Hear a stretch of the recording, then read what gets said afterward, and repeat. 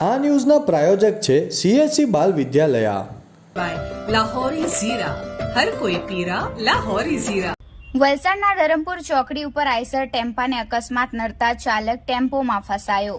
Rural પોલીસની ટીમે ચાલકને બહાર કાઢી હોસ્પિટલમાં સારવાર હેઠળ ખસેડ્યો। તારીખ 24 મે શુક્રવારના રોજ મોડી રાત્રે 12:30 કલાકના અરસામાં બનેલી ઘટનાની મળતી માહિતી મુજબ મોડી રાત્રે વલસાડના નેશનલ હાઈવે નંબર 48 પર ધરમપુર ચોકડી ઓવરબ્રિજ પર બનેલી અકસ્માતની ઘટનામાં ટેમ્પો નંબર DD01C9742 નો ચાલક બજરંગી સીતારામ યાદવ ટેમ્પોમાં વાપીથી માલ ભરી સુરત તરફ જઈ રહ્યો હતો।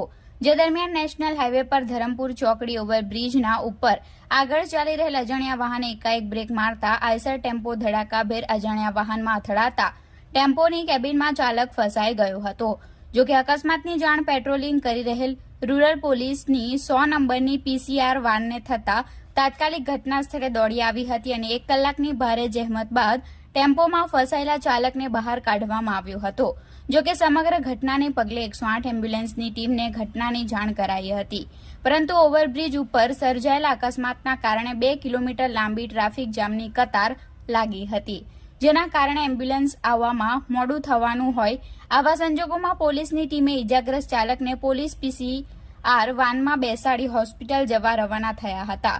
જોકે અદ્રસ્તે 108 એમ્બ્યુલન્સની ટીમ આવી પહોંચતા તાત્કાલિક PCR વાનમાંથી પેશન્ટને 108 એમ્બ્યુલન્સમાં ખસેડી વલસાડની સિવિલ હોસ્પિટલમાં ખસેડવામાં આવ્યો હતો। સમગ્ર બનાવને પગલે Valsad city police, Valsad rural police તથા જિલ્લા ટ્રાફિક પોલીસની ટીમ ઘટના સ્થળે દોડી આવી હતી અને ક્રેનની મદદથી અકસ્માતમાં નુકસાની પામેલ ટેમ્પોને સાઈડે કરાવી વાહન વ્યવહાર સામાન્ય કરાવ્યો હતો। સમગ્ર મામલે રાહદારીઓ તથા ટ્રક ચાલકોએ પોલીસની ટીમનો આભાર વ્યક્ત કર્યો હતો।